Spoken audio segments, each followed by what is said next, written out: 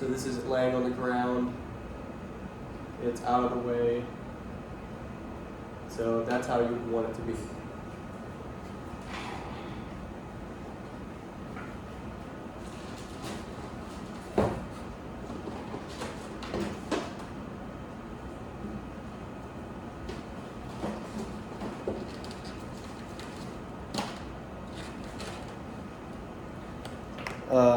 This next step is the suction vent line. This will be connected, the perfusionist will hand this off to the surgical tech or the assistant.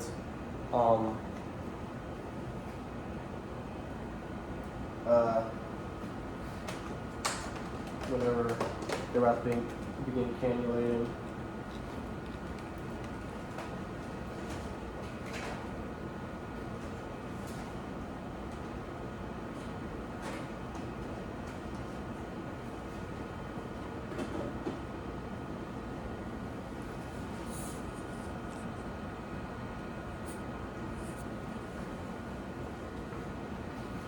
So this part is very important because it involves vents that are extremely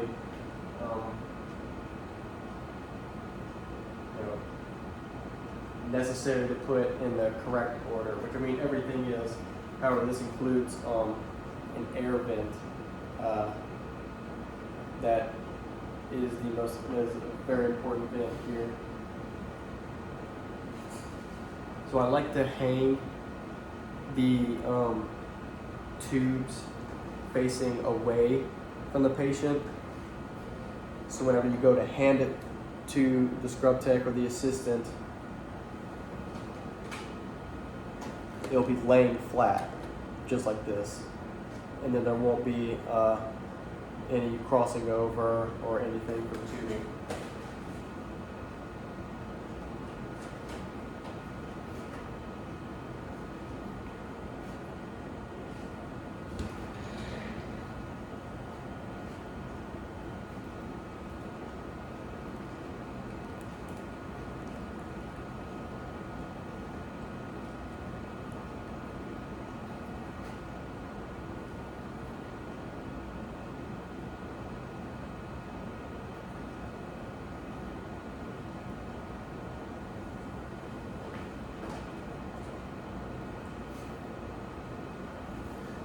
So when I'm laying these, obviously,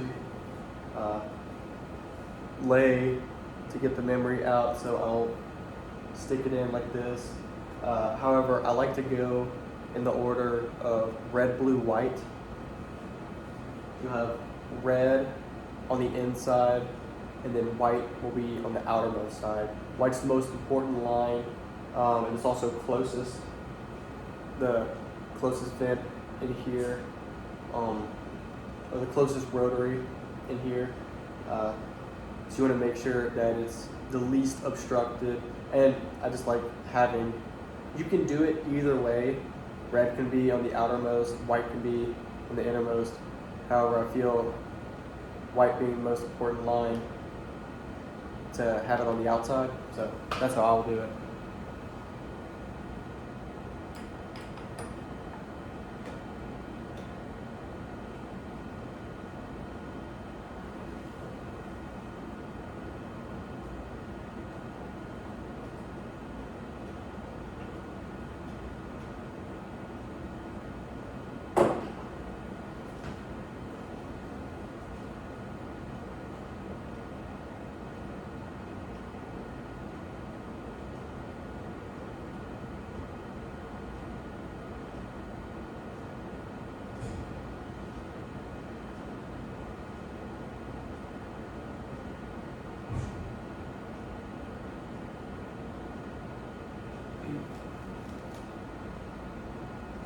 So as rule of thumb,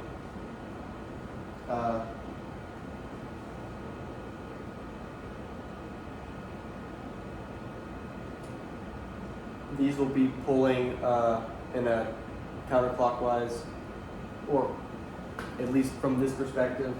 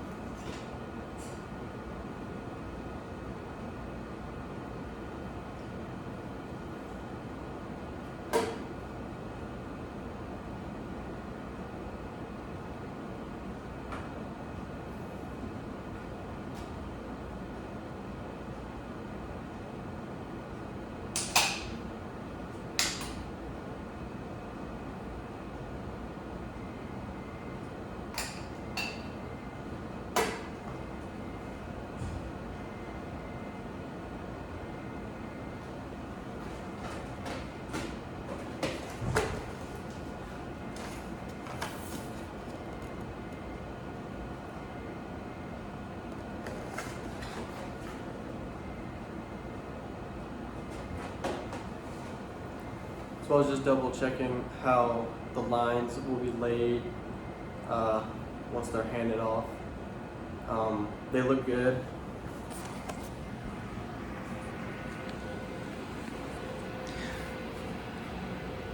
So I did red. Usually I starting with white just to move, away from the circuit. So whenever I laid them, it's still in the same arrangement. I have white on top, blue secondary, and then red underneath. So each line that was done moving away from the white tubing will be laid underneath. And then once the tubing is handed off, all your lines should be unobstructed. They should lay flat, just like this.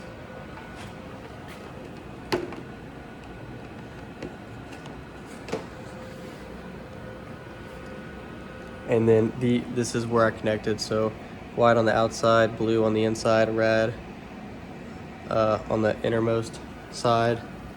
And then for an example, I grabbed the line just as for a point of reference. Right after I plug it in, I lay, so these lines will be connected to the patient. This will be on the innermost, because this will be pulling in this from this reference.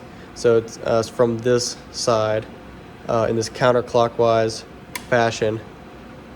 The rotors will be pulling from here, and then we'll be pushing into the reservoir here. So pulling from here, and then pushing to here.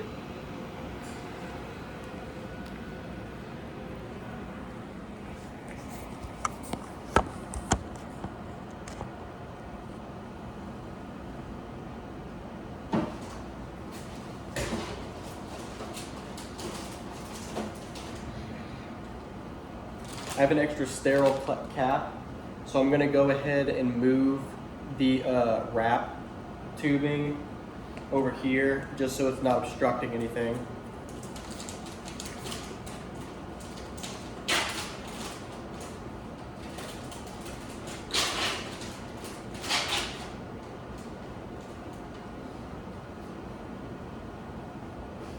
Which I guess I didn't need another top, because I could have just switched from the already sterile to top one here. Little point of reference, these compared to the blue tops,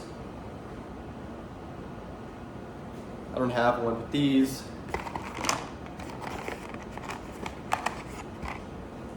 are non-vented. These are vented. There's a little hole in between, in the center of these. These, however, do not have a vent.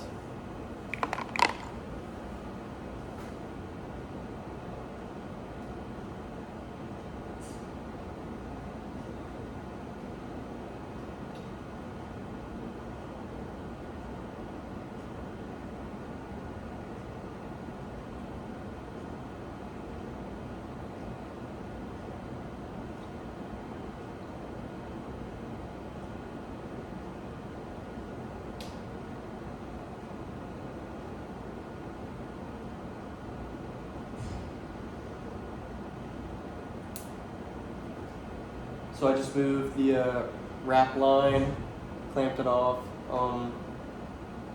just to move it away, just to have less obstruction.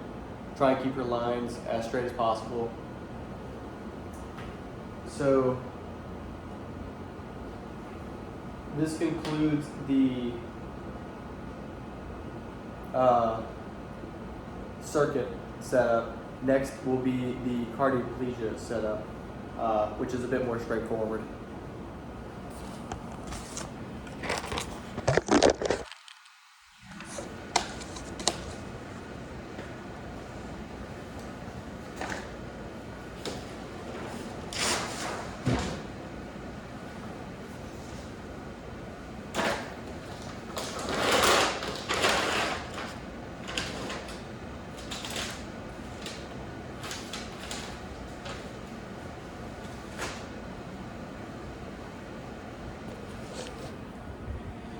So here is our Cardioplegia setup, which I will set up over here.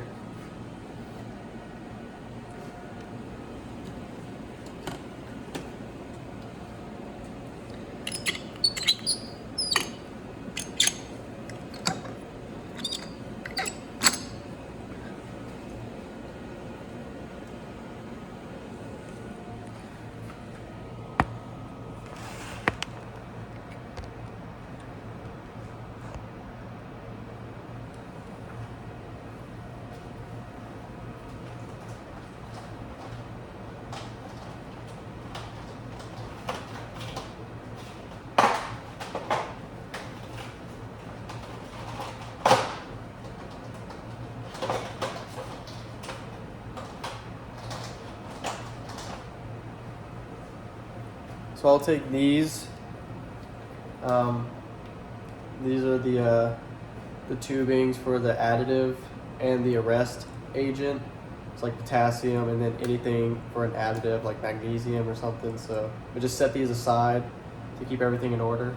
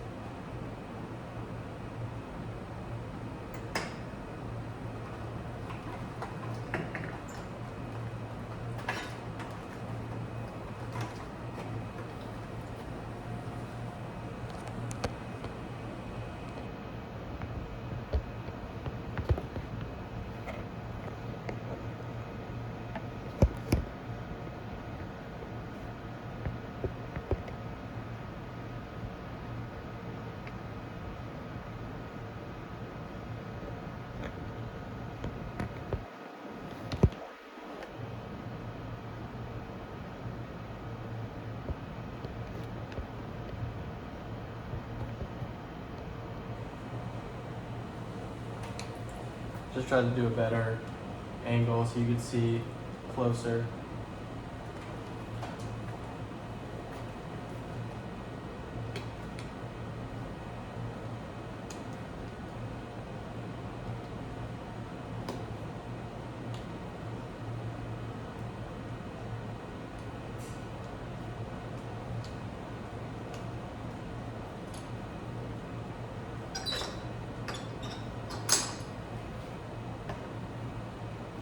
And so our arrest agent tubing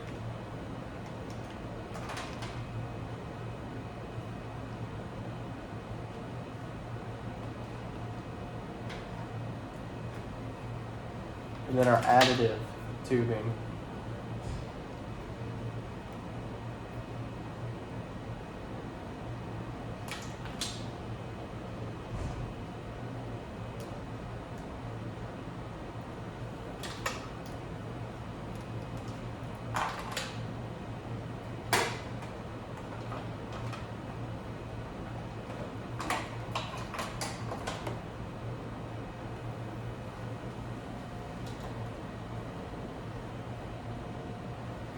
This line will be connected to the venous reservoir in a second. I'll show you where it's connected to. So we'll clamp these tubings in. Make sure we're not obstructed anywhere. Line these up.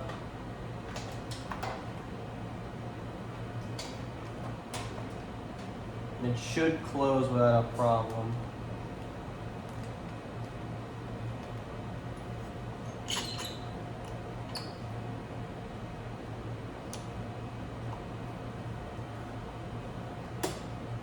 Just like that.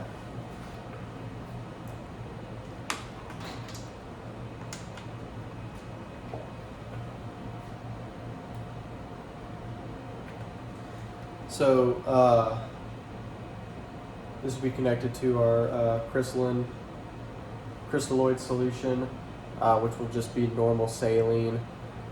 So we'll have our isolite up here, and then our normal saline connected back here. So since we're not priming, I'm just going to drape this over where the normal saline will be.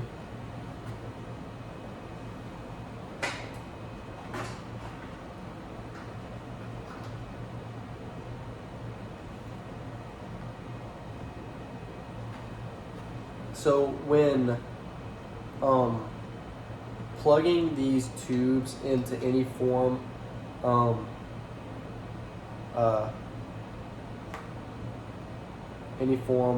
hold or occlusion, any of these small cardioplegia lines, you'll want to form some type of loop in it, so there won't be any kinks and the fluid can flow.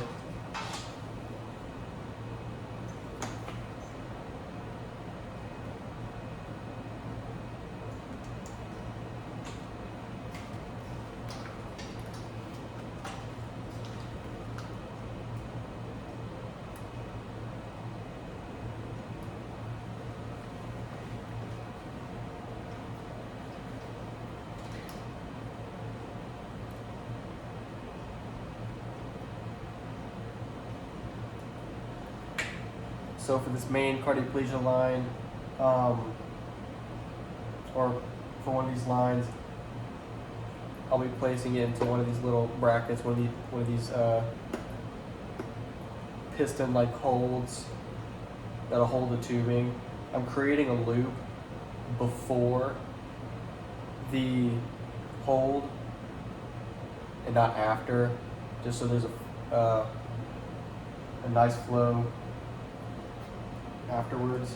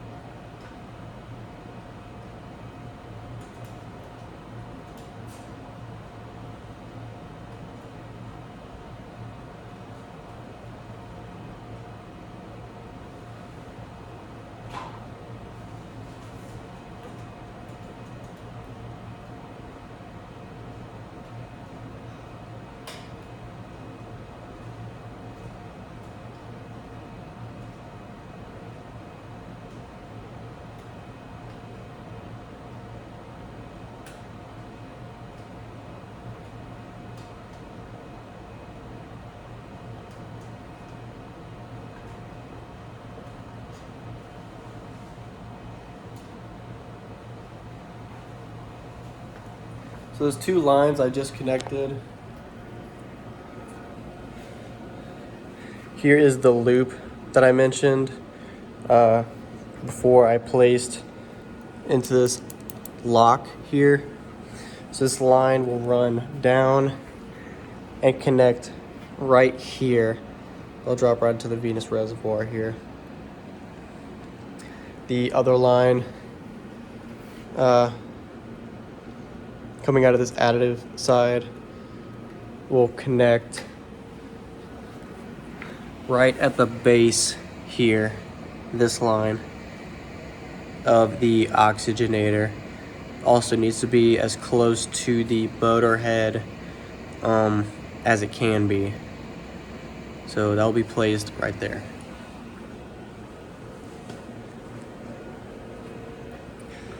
This, I won't be priming today. I don't want to spike any solutions. And I won't be operating any of the motors or anything. I just wanted, for educational purposes, to do the whole setup. This will come off later. This is just a filter. If we were to prime, we would have we would start with just the blood ratio. Once we're on, it would be like a 66-to-1, 66 crystalloid to 1 blood ratio. The rest of the flows, the rest of the additives and everything will basically be the same. We have our crystalloid solution tubing up here. I'm just double checking everything.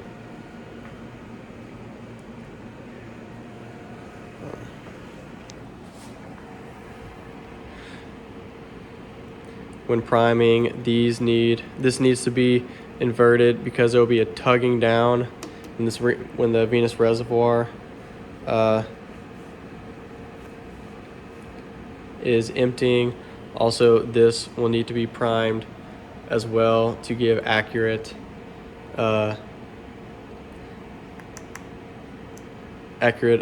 arterial pressure. But this is the entire setup, strictly for educational purposes. When priming, also on the back of the oxygenator here, these will be set up to the heater cooler over here. So wherever it says out on there, so it's the furthest to the wall, out will be connected to in, water in, and then water out, which is the bottom one, will be connected to water in over there. But since I'm not priming, I will not be setting that up.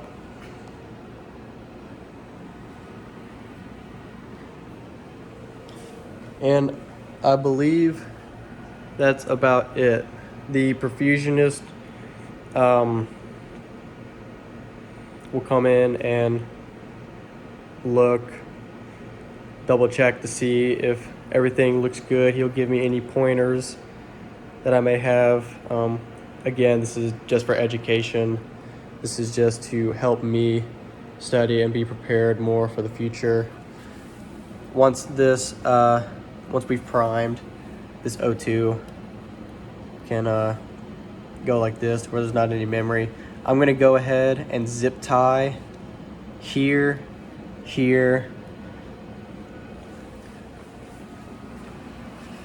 and this line right here. There's in total 4 zip ties. The last zip tie will be after this filter is removed.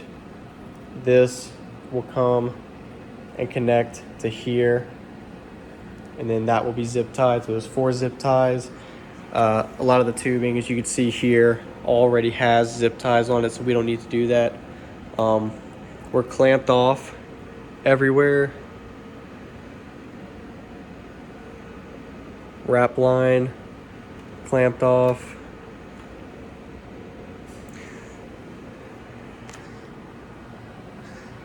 So all except for priming looks good.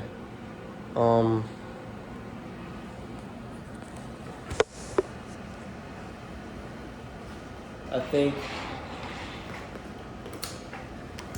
that's about everything to set up. There may have been a couple small errors here, but I was seen going back and correcting those. Some lines that may have overlaid, I went back and corrected those, such as that small arterial line for drawing blood and pushing meds. That was corrected. Making sure that our vent lines over here connected to the rotors are laid properly, so when they're handed to the assistant or the scrub tech, they will all lay flat out.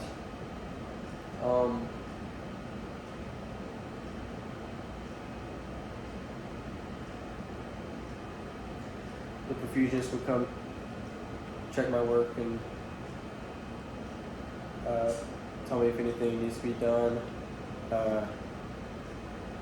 Later, I'll be able to prime and be able to do that as well. I do know how to prime, however, I just we weren't going to do that today. But it's as simple as hooking the two tubings up to the isolate, turning on your motor, letting the this bottom tubing that's going into that magnetic motor, unclamp that, hold it to where you're able to let the air rise, let the water push out the air, and then once you want to let the reservoir fill up, and then you reach that hydrostatic level where it's able to push that air out, and the air wants to come out.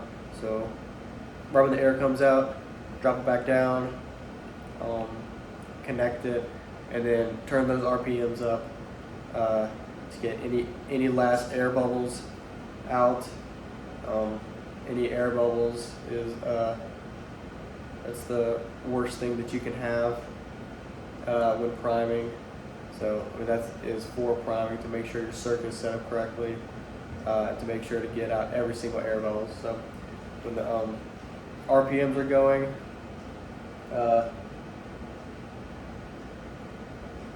tapping all your lure lock connections, all your wide connections, anywhere where bubbles can be trapped. So you're hitting all those.